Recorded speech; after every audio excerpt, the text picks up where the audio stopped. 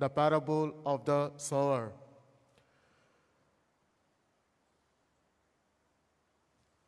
Today is the 15th Sunday of Ordinary Time, and the theme of today's reading is the Word of God. We celebrate Christ, who came to sow the seed of the Word of God, both in our hearts and in the world at large. Through this celebration, the Church enjoins us to examine our relationship with the Word of God, which His ministers and together with Christ representatives sow in our hearts every day. We must also examine the fertility of our souls and how much fruit we allow this word bear in our life as Christians. So as we keep this Bible Sunday, this is the very important question that we need to ask. How much fruit we allow this word to bear fruit in our lives as Christians? The first reading from the prophet Isaiah. Isaiah compares the word of God to rain and snow that falls on the ground. As the rain and the snow came down from the heavens and do not return without watering the earth, so the word that goes from my mouth does not return to me empty without carrying out my will and succeeding it. This is a statement of fact. This is a statement of fact and also of assurance to those who believe, accept it with faith, and live it out in their life. This is a statement of fact and also assurance to those who believe, accept it with faith, and live it out in their life. The second reading from the letter to the Romans, St. Paul says that we groan within ourselves with the desire to have God in our lives and with the desire to make God real in the lives of others. These two areas, very important and very fundamental in our life as Christians. We groan every day within ourselves with the desire to have God in our lives and with the desire to make God real in the lives of others. And again, St. Paul reminds us, St. Paul uses the image of labor pains. A woman in labor experiences her whole being concentrated on giving birth. Most of the parents, most of the mothers, they know. They only concentrate during the birth, giving birth. They only concentrate on giving birth. They don't think about anything because the pain is huge. The pain is so much. Our whole being focuses on giving birth to the kingdom. Today, we focus on the kingdom that God has shown us through Jesus. And so we groan from our inner depths. We want to make God's word a reality in the world. This is why we are baptized. This is why we receive sacraments, to make this word, make it a real in the world. The gospel reading today, Jesus continues this message by telling his followers and us today the powerful parable of the sower and seed. The farmer sows his seed according to where it fell and how it took root. Some of it died, withered, and produced no fruit crop. Other seeds fell on a rich, deep, and fertile soil and produced a huge crop. Where are we, my dear brothers and sisters, today? Having a lot of history, a long history in our life as a Christian, as a Catholic, where are we in these two grounds? Is our heart, is our faith, is a fertile soil, or is not used for anything? So today, Jesus relates the parable of the sower and the seed, reminding us that when the Word of God takes deep root in our lives, the whole world can be enriched. What began as a tiny seed blooming to become bread for many starving souls. Jesus said, some seed fell on the rich soil and produced fruit 100 or 60 or 30-fold. Our situation today, if you look at in our own life, we know and understand that Jesus himself is the sower, the seed, and the word. He is the word that has come down from heaven, and he will not return until he has succeeded in what he was sent to do, as we heard in the first reading. Throughout Jesus' ministry, that's what he did. Till he reached the goal, the will of the Father, he has not gone back. So today, the soil into which the seeds are sown are our own hearts and our daily lives. Our heart and our daily lives.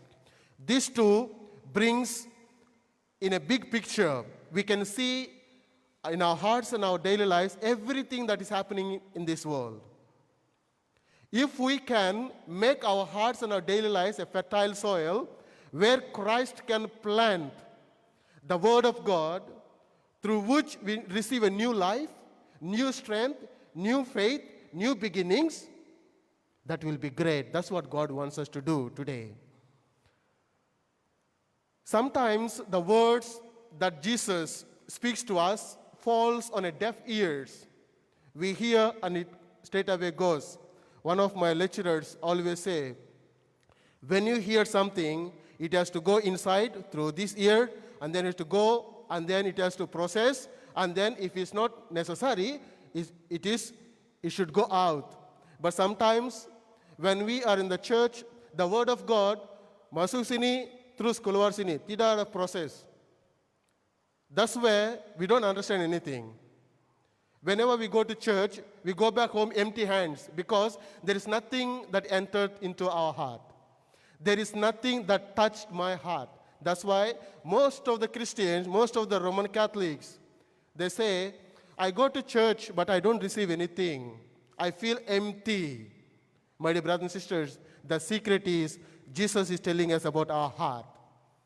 When we hear the word of God, it has to be processed in the heart. It shouldn't go straight away from this year to this year.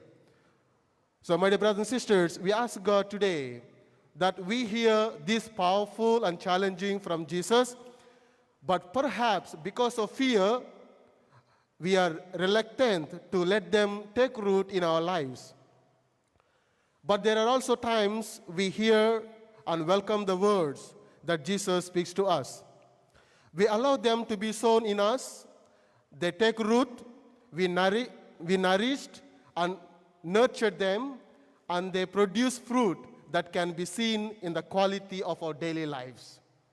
This is a powerful statement from Jesus. We allow them to be sown in us, not only in us, not only sown, it has to have a good roots. We nourish and nurture them, and they produce fruit that can be seen in the quality of our daily lives through our prayer life. Generally, we hear the word of God proclaimed when we gathered as part of the community, like today on Sunday, and for daily masses. It also proclaimed through the hymns, the readings, and the gospel, and the homily. We hear a word that nourishes, nurtures, and challenges us as we strive to live the Christian life. That's why whenever we pray, whenever we sing song, it is not a simple song. It is not the songs that we sing outside. Each and every song contains the word of God. Anything, that's why we give a lot of importance to choir in the church. When they sing here, we give a lot of, because everything it is there is the word of God. The real challenge is how we take that word away from the church after Mass and live it our daily lives with and for others in our families, communities, and neighborhood. We heard today, our story, our life is not at end, but when we go out of the church after the Mass, how are we sharing this word? Can we make an effort to make this word to live outside the church? Can you and me can make an effort to make this word to alive outside? Let us be reminded that the words of St. Paul, in his letter to Hebrews, St. Paul wrote that the word of God is alive and active. It is our responsibility, it is your responsibility, and it is my responsibility today to make this word alive, quoting the words of St. Paul. The word of God is alive and active. So this is challenging us now as when it was first written and read. It is relevant now to us as those who first heard it. The word of God is alive and active, not out there somewhere, but it is here in you and in me and in all of us. May this word take root in us and bear much fruit that will last and brings new beginnings and new life in our own lives. My dear brothers and sisters, therefore, if we have faith in our hearts, we have life given to us and created in us by that powerful word. And that faith in our hearts is a proof that God's word powerfully accomplishes the purpose for which God sent it. But sadly, though many people doubt the power of that word, they doubt the value of that word and what it can do for them in their lives. Unfortunately, and sadly also, sometimes we are those people. Our faith depends upon hearing God's powerful and life-giving word, as Paul says. Faith comes from hearing the message, and the message is heard through the word of Christ. So may we all grow and mature in our faith, and may we see the necessity of accepting the word of God in giving us life. My dear brothers and sisters, pada hari ini kita merayakan Hari Minggu Alkitab. Jika kita melihat dalam keadaan kita sekarang, kita memahami bahawa Yesus sendiri adalah penabur biji benih, dan biji benih itu adalah firman.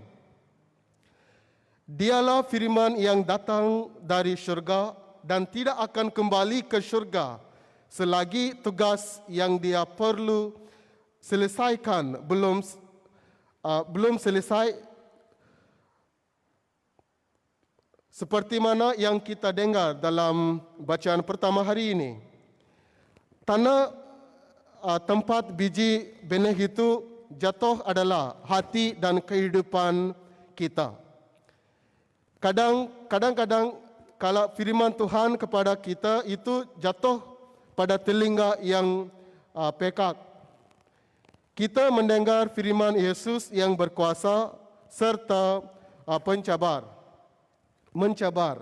Tetapi mungkin karena kita takut serta kita enggan membenarkannya tumbuh dalam kehidupan kita. Tetapi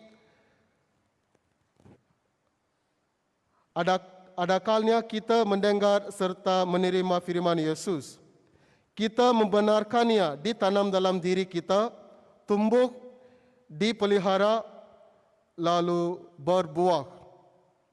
Buahnya dapat dilihat pada kebaikan kehidupan kita setiap hari.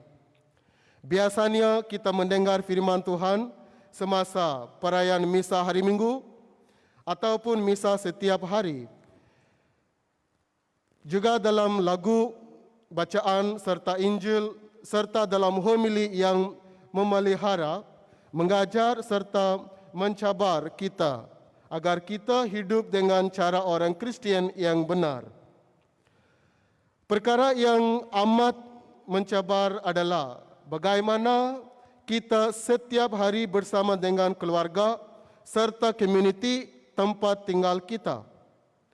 Dapatkah kita berusaha mengajarkan firman itu di luar gereja?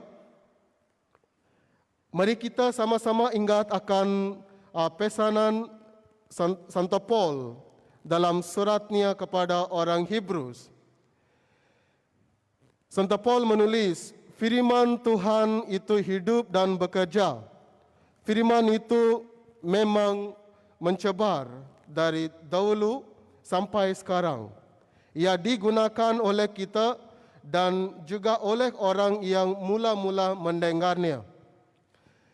Firman Tuhan hidup dan bekerja bukan di luar di sana, tetapi di sini dalam kamu dan saya, dalam semua kita. Semoga firman Tuhan tumbuh dalam kita lalu berbuah banyak, buah yang tidak akan habis dan membawa kita ke kehidupan yang baru. Saudara dalam Kristus, jadi sekiranya kita ada iman di dalam hati kita, kita ada kehidupan diberi kepada kita oleh firman yang berkuasa. Lalu iman di dalam hati kita itu adalah bukti firman Tuhan yang berkuasa, bekerja seperti yang diamanahkan kepadanya. Walau bagaimanapun ramai yang tidak percaya akan kuasa firman, mereka tidak percaya akan nilai serta apa yang boleh dilakukannya dalam kehidupan mereka. Sayang sekali, kadang kalah kitalah orang itu, orang yang tidak percaya, iman kita bergantung kepada kita mendengar firman Tuhan yang berkuasa serta dapat memberi kehidupan seperti yang ditulis oleh Paul. Orang dapat percaya karena dapat mendengar perkabaran itu karena ada orang yang memberitakan Kristus. So pada hari ini saudara dan saudari, semoga kita semua tumbuh serta kuat dalam iman kita serta menerima firman Tuhan dalam memberi kita kehidupan.